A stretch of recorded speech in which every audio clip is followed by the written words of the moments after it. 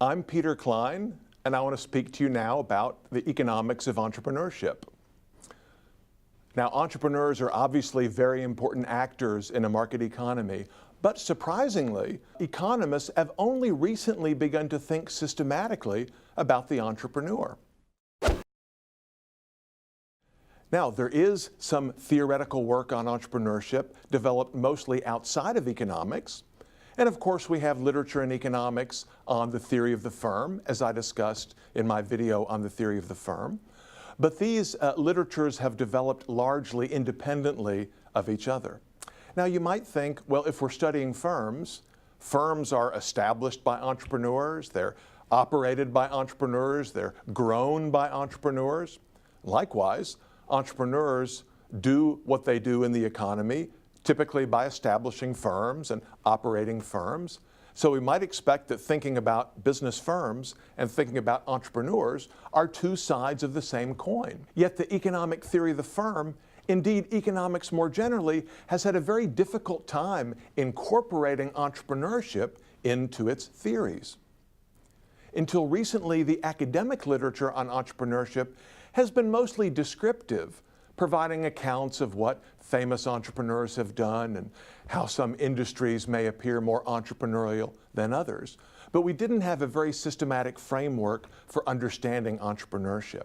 More recently, that has changed, and there's a lot more interest at universities, among policymakers and practitioners, in understanding entrepreneurs, how they contribute to firms and industries, how they drive technological innovation, and why they are critical to economic growth. Now, if you look back in the history of economics, going back even before Adam Smith, you find much discussion of the role played by the entrepreneur. Richard Cantillon's famous work in the 18th century is all about the entrepreneur. Economists such as Jean-Baptiste Say, Joseph Schumpeter, and Frank Knight all placed the entrepreneur at the center of their theories about markets. But since around the Second World War, the entrepreneur began to drop out of economics textbooks and economic models.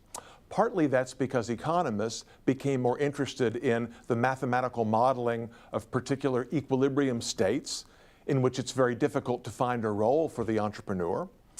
Moreover, the centrality of the perfectly competitive model in the analysis of markets also left no room for the entrepreneur to operate. William Baumol famously called the entrepreneur, quote, the specter which haunts economic models. In other words, economists know that entrepreneurs exist and entrepreneurs are important, but didn't really know what to do with them. Partly, I think, this is because there was a lot of confusion and continues to be confusion about who or what is an entrepreneur. Or to put it differently, what is the appropriate unit of analysis for studying entrepreneurship? Well, I want to offer the following taxonomy for you, which I have found useful in reading the academic literature on entrepreneurship. Most economic studies of the entrepreneur take what I call an occupational perspective on entrepreneurship. In other words, they define an entrepreneur as a self-employed individual. So they treat entrepreneurship as an occupation. So one can be an attorney, or a medical doctor, or a teacher, or a taxi driver, or an entrepreneur, i.e. someone who creates, owns, and operates their own business rather than working for someone else. So for example, there's a substantial labor economics literature on occupational choice, and that literature has been extended to include the choice to become an entrepreneur or an employee, trying to explain that in terms of the individual's age, gender, education level, the parent's occupation, region, and so forth. Now, there's another strand of literature which takes as its unit of analysis the firm or the industry and conceives of an entrepreneurial firm as a new firm or a small firm, or perhaps a high-growth firm. An entrepreneurial industry is then an industry that has a lot of new firms or small firms or high-growth firms.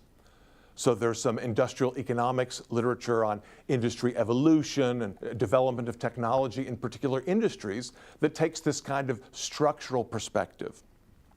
The challenge with these views is that when we read the classic literature on the economics of the entrepreneur from people like Frank Knight or Joseph Schumpeter or Israel Kirzner, we find that these authors don't seem to be talking about a particular job category, entrepreneurship as an occupation, nor do they appear to be talking about entrepreneurship as a kind of firm or a structure of the industry. Rather, they appear to characterize entrepreneurship as a more general aspect of human behavior. For example, innovativeness in Joseph Schumpeter's famous formulation. For Schumpeter, an entrepreneur is someone who creates new products, creates new industries, introduces new methods of production, new sources of supply, someone who reorganizes an industry.